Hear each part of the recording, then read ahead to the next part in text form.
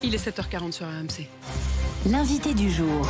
Bonjour Arnaud Rousseau. Bonjour. Vous êtes le président de la FNSEA, le premier syndicat agricole français. Vous êtes le premier interlocuteur du gouvernement alors que la grogne des agriculteurs prend de l'ampleur. Merci d'abord d'avoir choisi RMC pour venir vous exprimer ce matin. On va évidemment revenir sur ces points de blocage qui se multiplient, sur les réponses que vous attendez du gouvernement. Mais alors même que vous êtes rentré dans ce studio, j'ai vu votre mine grave. Je vous ai demandé juste avant qu'on ne prenne le micro, ce qu'il se passait. Vous m'avez dit que vous veniez d'apprendre qu'un drame est arrivé très tôt ce matin sur un point de blocage. Oui, effectivement, je viens d'apprendre qu'un accident de la route est arrivé dans l'Ariège, à Pamiers, et que 3 de nos adhérents ont subi un grave accident. Une femme est décédée, son mari et sa fille sont dans un état compliqué visiblement et pris en charge rapidement par l'ensemble des services du SAMU.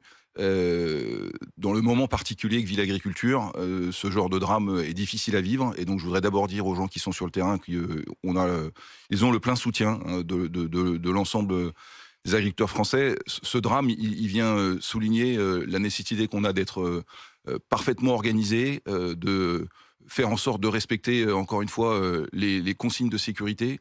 Parce que ce qui est important pour nous, c'est de faire passer nos messages. Faire passer vos messages, et vous voulez le faire justement dans un climat le plus apaisé possible. Mais simplement, qu'est-ce que vous voulez dire ? Est-ce que vous en savez plus sur le contexte, la manière dont ça s'est passé ? Est-ce que ça a un lien avec les blocages ? Je ne sais pas, il est trop tôt pour le dire. Et encore une fois, il appartiendra à la préfecture de ce département d'éclairer ce qui s'est passé. Ce que je veux dire, c'est qu'au moment où la colère agricole s'exprime partout sur le territoire, et pas simplement dans le sud, puisque nous apprenons chaque minute que des points de blocage nouveaux s'ouvrent, je veux redire l'urgence, et c'est ce que j'ai dit à Gabriel Attal hier soir, notre Premier ministre, je veux redire l'urgence que la France a à prendre des décisions rapides pour redonner des perspectives au monde agricole. Parce que ce qui se passe là est un mouvement sans précédent, je l'ai dit hier soir, et qu'il faut apporter des réponses profondes et rapides. A-t-il saisi l'urgence et les réponses seront-elles à la hauteur ? Mais d'abord, vous l'avez dit, chaque minute vous apprenez de nouveaux points de blocage. À 7h43, on en est où des blocages ? On a appris qu'à 4h du matin, la 7 a été bloquée au niveau de Valence. Est-ce que d'autres points de blocage vous remontent également ? Oui, on a maintenant le retour de l'ensemble du terrain qui nous annonce des blocages qui vont s'échelonner tout au long de la semaine de manière continue ou sporadique en fonction des endroits. Il n'y a pas un seul département, Apolline de Malherbe, qui aujourd'hui ne va pas rentrer en action. Les choses vont se faire de manière cadencée pour continuer à montrer que ça n'est pas juste un coup de fièvre, comme j'ai pu le lire ou l'entendre, mais bien un sujet de fond. Et ce qu'attendent les agriculteurs aujourd'hui, c'est évidemment que le Premier ministre de la France puisse rapidement annoncer des choses, alors de court terme, parce qu'on a besoin de décisions rapides. Je voudrais le dire, d'abord, c'est tous les sujets autour de la reconnaissance du métier. Vous savez, tout ce qui concerne la dignité, le fait que les agriculteurs s'interrogent sur ce qu'on attend d'eux.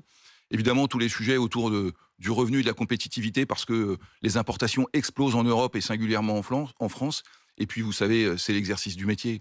Aujourd'hui, être agriculteur, c'est en permanence être associé à des problématiques de contrôle, de papier, de normes. Et ça, c'est pas possible parce que le cœur de notre métier, c'est la météo. Et nous, on peut pas simplement être régenté par des décisions administratives. On a aussi besoin de coller à la réalité du métier. Et donc ça, c'est très attendu. Il faut le faire rapidement. Il y aura des mesures un peu plus longues parce qu'il y a des décisions à prendre à Bruxelles. Et ça doit être fait rapidement. Vous voyez tout ce qui se passe dans les autres pays d'Europe. Ce qu'on appelle évidemment le fameux Green Deal qui vous impose un grand nombre de nouvelles contraintes et qui dans le même temps, et c'est là que vous trouvez les choses assez insupportables, c'est que dans le même temps, vous apprenez qu'on va importer de Nouvelle-Zélande, qu'on importe avec le Mercosur des produits qui sont soumis à aucune de ces normes qu'on vous impose. C'est exactement ça, c'est-à-dire que commercer, ça a du sens. Moi, je suis conscient qu'on a besoin de continuer à échanger. Vos éditeurs qui sont en train de boire leur café, ce café, il ne sera pas produit en France tout de suite. Et donc, on a besoin de continuer à échanger. Mais on veut le faire dans des conditions qui soient des conditions loyales. Pas dans des conditions où on met des boulets aux pieds des producteurs français et dans lesquels, toute la journée, dans les ports européens, on fait rentrer des produits qui n'ont ni nos normes ni nos qualités. C'est ça, le sujet. Vous dites urgence. Vous l'avez rencontré hier. Il continue à dire qu'il va venir, mais dans les jours qui viennent. Est-ce que dans les jours qui viennent, c'est pas déjà trop tard ? Nous, on lui a dit au Premier ministre, à M. Attal, on lui a dit, il faut qu'on partage le diagnostic. Moi, la bonne nouvelle ce matin, si je puis dire, si peut-être il y en a une, c'est qu'il est parfaitement en raccord avec le diagnostic qu'on a posé. Et il voit, et il a, me semble-t-il, compris ce qu'est la situation de l'agriculture française. Maintenant, on lui a dit qu'il ne fallait pas attendre. Et que, évidemment, voir ce qui se passait en ce moment, c'était le cri d'alarme lancé par le monde agricole et que ça attendait des réponses. Moi, quand est-ce qu'il va aller sur le terrain? Écoutez, je ne suis pas son chef de cabinet. Je dis simplement qu'il y a urgence à aller parler avec les agriculteurs qui attendent du sommet du gouvernement qu'on les entende et surtout qu'on agisse. Parce que je le dis et je le redis sur votre antenne, les mots ne suffiront pas. Il nous faut des choses très concrètes. Et des choses très concrètes avec déjà en perspective, d'ici la fin de la semaine, une montée en puissance des blocages. Oui, je l'ai dit, ça peut durer une journée, ça peut durer une semaine, ça peut durer le temps qu'il faudra pour qu'encore une fois les réponses soient apportées. Et vous savez, dans l'agriculture, c'est le terrain qui commande. C'est pas la décision parisienne. Et donc, en permanence, nous sommes en lien avec les territoires pour écouter les revendications. Je le dis aussi, il faudra qu'on construise les conditions de résolution de cette problématique, pour autant, encore une fois, qu'on ait les réponses qu'on attend. Il y a également un moment dans lequel on est, qui est celui des négociations commerciales. Ça se termine le 31 janvier. Est-ce que la grande distribution, est-ce que les industriels de l'agroalimentaire ont joué le jeu?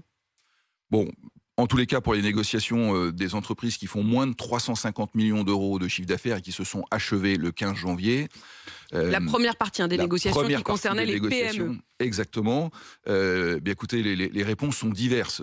Nous, ce qui nous intéresse, encore une fois, c'est pas tant la relation qu'ont les entreprises de l'agroalimentaire avec la grande distribution. Nous, ce qui nous intéresse, c'est qu'il n'y ait pas d'attaque sur la matière première agricole. Ça, c'est le cœur des lois Egalim. Et donc, pour nous, ce qui compte, c'est de faire en sorte que dans les négociations achevées, comme dans les négociations à venir et qui s'achèveront le 31 janvier, il n'y ait pas d'attaque sur la première matière agricole. Et je veux le dire ici, on ira vérifier. Bruno Le Maire, le ministre de l'économie, a dit qu'il allait lancer des contrôles. On vérifiera de très près que chacun a respecté ses engagements. Arnaud Rousseau, sur les normes, le projet de loi d'orientation agricole est finalement repoussé. C'est une bonne nouvelle que ce soit repoussé, ou alors au contraire, vous vous dites on aurait dû le faire tout de suite, voire même le faire sans loi. On sait que les simplifications, la levée d'un certain nombre de normes, d'épuisement administratif, comme vous dites, il n'y a pas forcément besoin de loi. Ça pourrait être fait beaucoup plus rapidement, non ? Écoutez, cette loi, ça fait 1 an qu'elle vole au-dessus de nos têtes sans jamais atterrir. Donc on n'est plus à une semaine près, si je puis dire. Nous, ce qu'on veut y voir, c'est des réponses pour les agriculteurs. Donc il y a des choses qui concernent l'installation et la transmission, qui sont aujourd'hui dans ce projet, qui nous vont.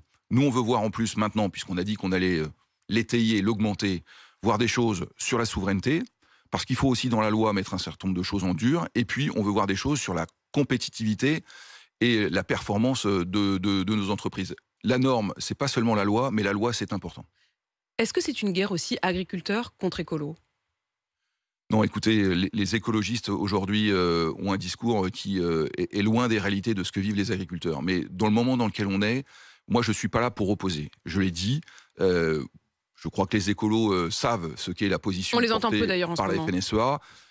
Voilà, je veux dire aussi à ceux qui nous écoutent que la question environnementale n'est pas soulevée avec ce mouvement et que les agriculteurs sont conscients que l'environnement, c'est leur avenir, que les sujets de décarbonation les concernent. Mais pour le faire, encore faut-il avoir les moyens de le faire. Et moi, je le dis, vous allez voir dans les jours qui viennent, on va vouloir opposer les agriculteurs aux écolos, le nord au sud, les céréaliers aux éleveurs. Tout ça va être fait pour essayer de nous diviser. Il va être fait par qui ? Mais par tout un tas de gens qui n'ont pas intérêt à voir nos revendications avancer. Elles dérangent qui, vos revendications ? On a quand même le sentiment que la population française vous entend, vous comprend, vous soutient. Qui ça dérange ? Mais vous l'avez dit vous-même, Apolline de Malherbe, on les entend pas, les écolos, en ce moment. Donc j'imagine qu'ils ont une forme de gêne par rapport au discours qu'ils tiennent. Mais encore une fois, vous leur poserez la question, ça n'est pas mon problème.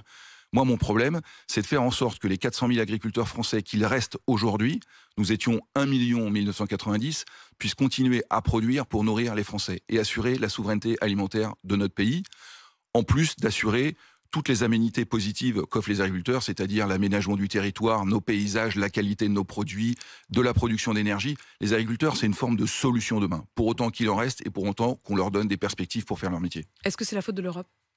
Non, mais encore une fois, moi je ne cherche pas de bouc émissaire. Je dis simplement que l'Europe doit faire un pas. Je l'ai dit, l'Europe, c'est notre avenir. Pour autant que ce soit une Europe qui ne soit pas décorrélée, déconnectée de la réalité de ce que vivent les agriculteurs. L'Europe, c'est aussi des soutiens publics importants dont ont besoin les agriculteurs. la politique agricole commune.